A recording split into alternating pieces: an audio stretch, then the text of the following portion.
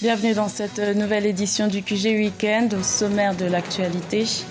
Au Tchad, le bureau émergence du 5e arrondissement de N'Djamena apporte son soutien au président et candidat Idriss Déby Itno, une mobilisation en vue du scrutin du 10 avril 2016. L'Algérie prévoit de construire un pôle biotechnologique pour attirer les investisseurs. Le pays espère générer 12 milliards de dollars grâce à ce projet. Et puis, les produits pétroliers connaissent une nouvelle réduction tarifaire au Togo. Les associations de consommateurs réclament plus de transparence sur la fixation des prix. Mais tout d'abord, au Mali, la coordination des mouvements de l'Azawad a maintenu l'organisation du Forum pour la paix et la réconciliation qui débute ce dimanche jusqu'au 30 mars à Kidal. Les représentants du gouvernement malien ainsi que ceux de la plateforme composée de groupes d'autodéfense favorables à Bamako seront présents à ce forum. L'ex-rébellion malienne appelle par ailleurs le gouvernement à revoir sa position et à se joindre à ce grand rendez-vous de la paix. Au Tchad, la campagne électorale bat son plein en vue de l'élection présidentielle du 10 avril 2016. Le président Idriss Déby Itno se présente à nouveau à ce scrutin. Le candidat du mouvement patriotique du salut a reçu le soutien du bureau émergence du 5e arrondissement de N'Djamena. Plus de précisions dans ce reportage de notre correspondant au Tchad, Sadou Alizé Mokhtar. Idriss Déby Itno, candidat à l'élection présidentielle au Tchad, reçoit le soutien du bureau émergence du 5e arrondissement de N'Djamena. Ce bureau est créé par des jeunes cadres pour accompagner le mouvement patriotique du salut, le MPS, et son candidat Idriss Déby vers une victoire éclatante à l'élection présidentielle du 10 avril 2016. Il n'y a pas de combat sans préparatif. Alors, avons-nous nos cartes biométriques en poche? Si oui, la victoire est certaine. Sinon, nous devons rectifier le tir. Cependant, je vous exhorte à travailler sans relâche pour atteindre l'émergence derrière le candidat de l'Alliance, le camarade Idriss Déby Itno. Pour ce faire, ces jeunes entendent pendant cette campagne électorale descendre dans tous les quartiers de l'arrondissement 5 de N'Djamena pour expliquer aux populations la vision du président Idriss Déby Itno pour l'émergence du Tchad. Les présidents des partis qui figurent sur cette liste sont des gens que vous connaissez à peine. Notre porte-bonheur de tous les Tchadiens en 2016 est le numéro 2 sur la liste. Le numéro 2 sur la liste est Idriss Déby Itno. Pour ceux qui connaissent sa photo, ils peuvent le voir. Pour ceux qui ne le connaissent pas, il y a le flambeau du parti. Son nom est inscrit en français comme en arabe.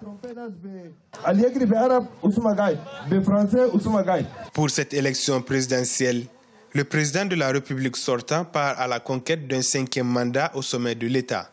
S'il est élu au soir du 10 avril 2016, Idriss Déby Itno compte mettre en œuvre un programme politique qui donne la priorité au développement du monde rural et à la jeunesse. Et comme toujours, Africa 24 se mobilise pour cette élection. Vous pourrez suivre dès le 31 mars sur notre antenne le débat de la présidentielle et le débriefing des experts. Dans l'actualité également, le Maroc a décidé le 15 mars de réduire les effectifs de la mission de l'ONU au Sahara occidental. Le pays envisage même de retirer ses contingents des opérations de maintien de la paix.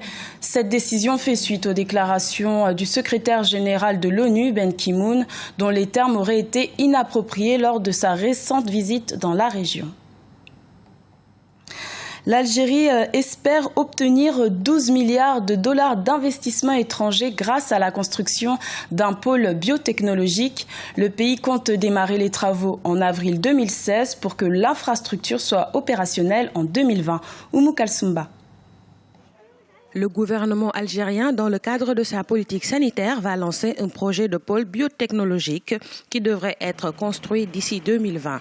L'infrastructure devrait générer plus de 12 milliards de dollars d'investissements étrangers. Le lancement officiel du projet du pôle biotechnologique est prévu en avril 2016. L'Algérie a toutes les qualifications pour devenir un pôle biotechnologique et leader dans le monde africain et arabe. Nous nous sommes mis d'accord sur une méthode de travail et ainsi des réunions trimestrielles sont prévues pour la mise en œuvre de ce projet qui devra se concrétiser d'ici 2030. Deuxième marché pharmaceutique sur le continent africain après l'Afrique du Sud, l'Algérie enregistre des ventes annuelles de produits pharmaceutiques estimées à 3 milliards de dollars. Selon les experts, les efforts déployés pour attirer les investisseurs étrangers semblent porter leurs fruits. Notre participation, c'est de créer des partenariats avec les sociétés américaines, en plus de ce que nous avons dans notre organisation, GLCE, qui est aujourd'hui au stade des startups. Et cette rencontre d'aujourd'hui, elle est basée en majorité sur la relation et le lancement, le développement des startups. La consommation de produits pharmaceutiques est stimulée par le système de santé algérien. Il offre une couverture quasi universelle et une gratuité des soins. Les Algériens ont également accès aux médicaments grâce à la carte à puce individuelle Chifa. Elle a été lancée en 2007. La carte Chifa permet de bénéficier du tiers payant dans un réseau de plus de 10 000 pharmacies. Une nouvelle baisse des prix des produits pétroliers au Togo. Après celle de décembre 2015, les prix ont été réduits entre 24 et 120 francs CFA selon les produits.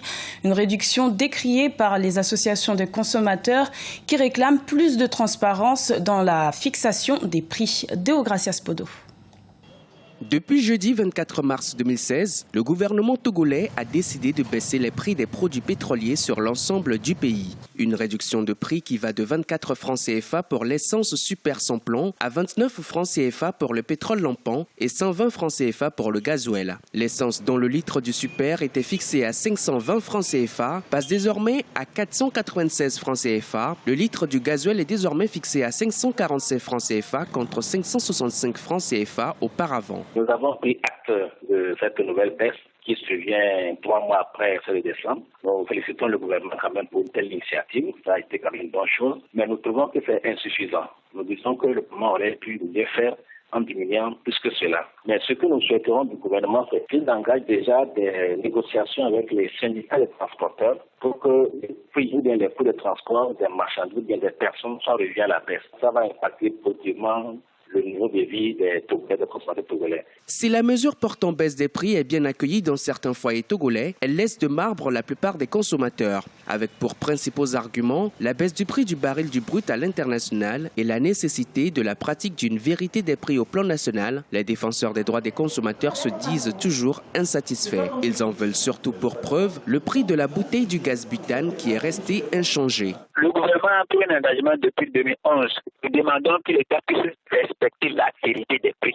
Les réductions qui devaient se faire, c'est-à-dire par trimestre, puisque l'État fait les commandes par trimestre en suivant les fluctuations sur le plan international, elles devaient être synonymes du prix à l'international. Nous voudrons que le prix du gaz butane aussi connaisse des réductions et également que le pétrole lampant aussi connaisse aussi des réductions. Et le gaz butane est utilisé également dans la plupart des ménages dans les grandes villes de notre pays. Cette réduction des prix du carburant intervient après celle effectuée en décembre 2015. Cela fait plusieurs mois que les consommateurs réclament une baisse significative des prix eu égard au coût du baril du pétrole qui est en chute. Action sociale ou politique, l'opposition togolaise est récemment montée aussi au créneau. Les 30 et 31 mars 2016, elle appelle à des journées villes mortes pour réclamer une nouvelle baisse du prix du litre à la pompe. Et du sport avec les résultats de la 3e journée des éliminatoires pour la CAN 2017. Victoire du Sénégal, du Burkina Faso, du Maroc et de la République démocratique du Congo face à leurs adversaires. Résultat décevant en revanche pour le Cameroun qui a concédé un match nul 2-2 face à l'Afrique du Sud. Le programme de ce dimanche pour cette 4e journée des éliminatoires pour la CAN 2017 est le suivant. Dans le groupe C, le Bénin affrontera le Soudan du Sud. Dans le groupe D, le Botswana sera face aux Comores. Dans le groupe E, 2 matchs se joueront, Kenya, Guinée-Bissau et Congo-Zambie. Et enfin, dans le groupe H, le Mozambique jouera contre le Ghana. C'était le journal de la rédaction. Merci pour votre fidélité. Retrouvez dans quelques instants une nouvelle édition de l'information sur Africa 24.